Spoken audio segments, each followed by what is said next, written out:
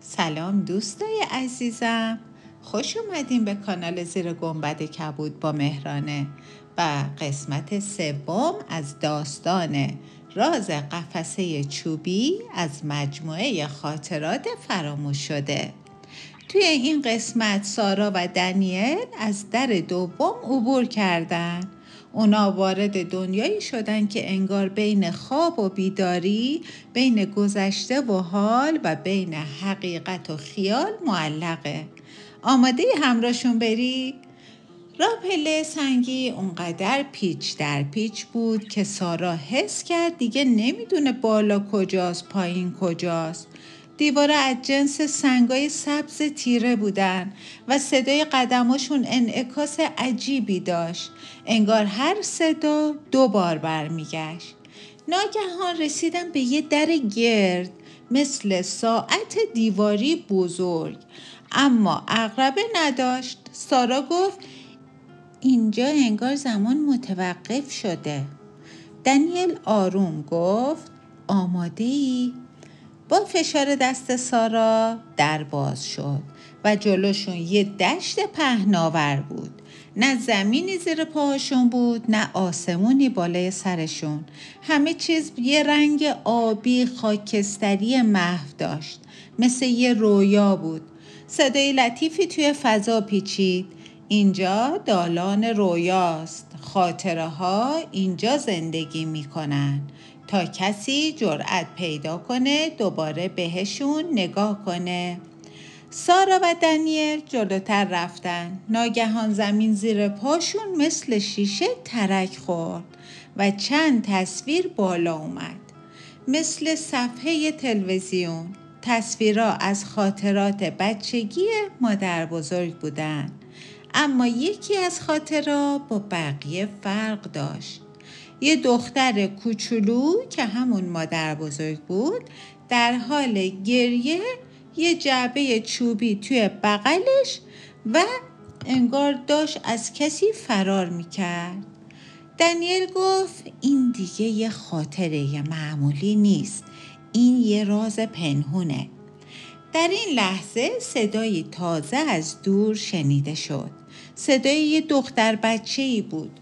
شما نباید اینو ببینین. اگه این خاطره آزاد شه ممکنه همه چی تغییر کنه. دختری با موهای تیره و چشایی درخشان جلوشون ظاهر شد. لباسی عجیب به تن داشت، با تیکه های از زمان. ساعت کوچیکی روی یقش بود. تکه روزنامه های قدیمی روی دامنش بود. اسمشو گفت من نگهبان خاطره ها. شما باید تصمیم بگیرین، یا این خاطره رو باز کنین و بهایش رو بدین، یا برگردین و همه چیز رو فراموش کنین. سارا گفت ولی ما دنبال حقیقتیم، نمیخوایم فرار کنیم. دنیل آروم گفت شاید بهایی که میگه همون چیزیه که مادر بزرگ ازش ترسیده. نگهبان خم شد و 2 جعبه کوچیک جلوشون گذاشت. یکیش طلایی بود و روش نوشته بود یادآوری و دیگری خاکستری بود که روش نوشته بود فراموشی. انتخاب با شماست. سکوت عجیبی حکم فرما شد. دنیل زمزمه کرد ما برای فرار نیومدیم، اومدیم که بدونیم چرا این همه چیز مخفی شده. سارا قدمی جلو گذاشت. دستش لرزید. به 2 جعبه نگاه کرد. صدای از دور به گوش رسید. صدای مادر بزرگ. سارا جان، اگر میخوای گذشته رو ببینی باید بتونی خودتو توی اون خاطره پیدا کنی، نه فقط منو. سارا نفس عمیقی کشید و در جعبه طلایی رو باز کرد. با باز شدن در جعبه موجی از نور پیچید توی فضا. همه چیز لرزید، زمین، آسمون، حتی دالان. تصویر مادر بزرگ بچه به بچه جلوی چشماشون ظاهر شد. اون دختر کوچیک رو دیدن که پشت دیوار مدرسه پنهان شده، دفترچه قرمز توی بغلش و اشک توی چشمش. یه زن جوون دنبالش میگشت و اسمشو صدا میزد. دانیل گفت این مادر بزرگه. اون بچه یه رازی داشته که حتی از مامانش پنهون کرده. دخترک توی دفترچه نوشت اگه کسی اینو پیدا کنه باید بدونه که من مجبور شدم این کارو بکنم برای نجات چیزی که برام از همه چی مهمتر بود. سارا با صدای لرزون گفت اون فقط بچه بوده ولی بار بزرگی رو دوشش داشته. شاید همون اشتباهه، همون تصمیمی که گفت پشیمونه. نور محو شد. نگهبان با چهره آروم نزدیک شد. سارا به پاکت توی دستش خیره شد. اونو باز کرد و نامه‌ای بیرون اومد. دستخط همون خطی بود که بارها دیده بود.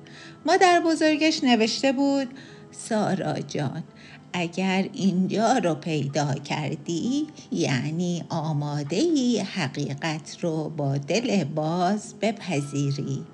من یه اشتباه کردم.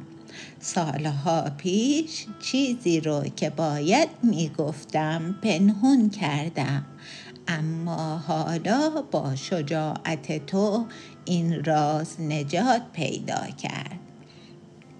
یادت باشه خاطره ها فقط برای یادآوری نیستن، برای رشد کردنن.